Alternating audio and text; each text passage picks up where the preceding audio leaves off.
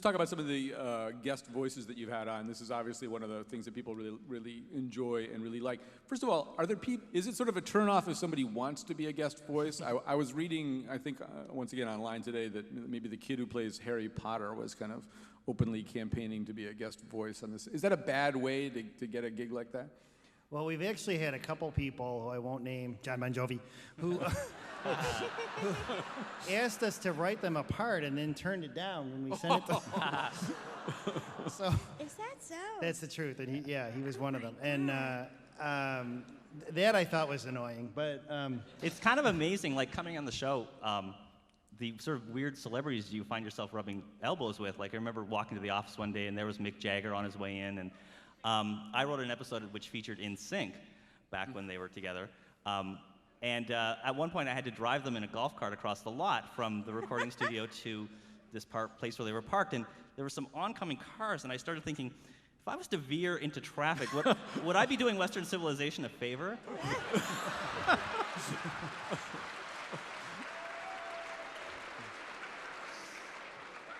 But you see, Tim, they probably didn't know that you thought that might be a good thing for society, and they're thinking, dude, we are on The Simpsons. Yeah. I still get Christmas cards from Justin Timberlake. See, they didn't know that you harbored a grudge.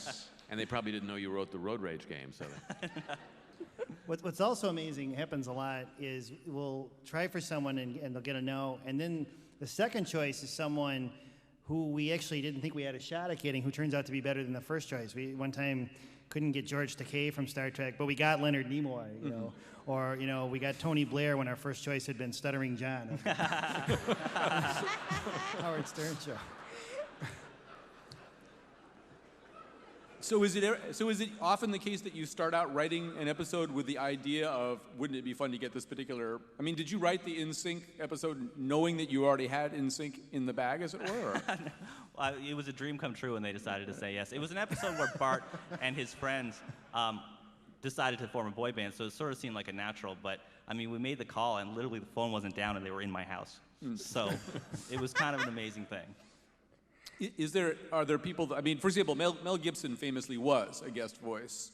Would you be comfortable with Mel these days? I mean, if you hadn't used him before, would you be comfortable using him at this point? Oh, sure. You know, I mean, just because we liked someone once, I wrote the Michael Jackson episode, so it's a tough question.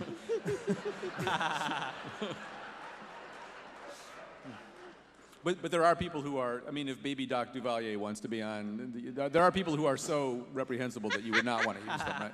No, we once talked about trying to get maybe Tanya Harding, and then we thought, why should we, reward her for committing a crime? That sort of thing. Mm-hmm.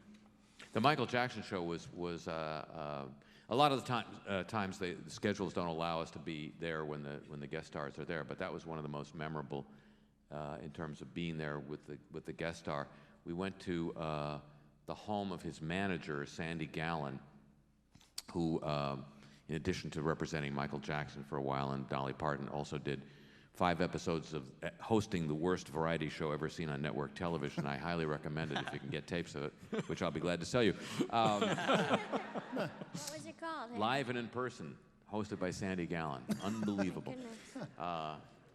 Anyway, we're in Sandy Gallen's dining room, and the read-through was supposed to start at 7:30 and in the evening, and precisely at 7:30, Michael walks in and sits down at the dining room table and sort of looks at his lap, waiting for the thing to begin. And we're all there except Dan Castellaneta. Dan Castellaneta is, for some reason, maybe the traffic was bad, or... He got lost. He got lost. Yeah, it was up in the hills. But he doesn't do any key characters. No, he's... Yeah, we don't need him. Homer and Grandpa. So we wait for a long time for Dan. And normally in that situation, conversation would break out, and as people do when they're waiting for somebody. But Michael was just such an uncomfortable presence that it's the longest silence I've ever experienced in show business as we sat and waited for Dan. So now, that's Thursday night, now it's Monday, and we're at Fox recording the show, and Michael is there with us. And in those days, we did an additional read-through before we started recording. So we're doing the second read-through Monday morning, and Michael's sitting and if you remember the show, he played a white 300-pound mental patient who was under the delusion that he was Michael Jackson. which of course, as it turns out, is nothing compared to the delusion Michael Jackson is really under. I think just the weight is wrong. Yeah, I think we got the complexion right. Oh, Harry. Oh, wow. I think the Jackson families, I think Yeah. Tito and Marlon are here. They didn't approve of that. And so he's doing the lines of dialogue, but at some point the character breaks into song, singing special lyrics to the old Michael Jackson song, Ben. And at that point, Michael sits back and gives sort of a little, almost imperceptible nod of his head, and across the table, a white guy starts singing. Perfect Michael Jackson sound-alike. And Skinny little white guy, handpicked by Michael Jackson. And what could be more nerve-wracking than singing as Michael Jackson in front of Michael Jackson? I felt Yeah, so bad for that guy. His name was Kip Lennon, and the truth is, in that show, Michael recorded the speaking parts, but Kip did the song. That's right. And I leaned over and said to Yardley, although I have no basis in fact for this supposition, but this may be a time to verify it, I said, we've paid just enough for the speaking Michael Jackson, but we can't afford the singing Michael Jackson. No, I tried to find out what the story was, and he just said, I'm playing a joke on my brothers. That was what he said, Really? Which is, which I think is his defense. yeah, That's the defense he's planning to use in Santa Barbara, yeah. Yeah, Oh I my don't know. God. He was nice when we worked with him. And he didn't take a screen credit for some reason. He's John Joseph Smith or something John like that. J. Smith. John, yeah. I wasn't sure if there was something about whether he had a recording contract that meant he couldn't say. I don't know. I really Well, don't. there were a couple of years there where it was sort of in fashion not to bill yourself as who you were when Well, you were Albert a guest Brooks on never The does. Simpsons, right? Albert Sorry? Brooks never does. No, he never does. And then Dustin Hoffman was Sam Eddick.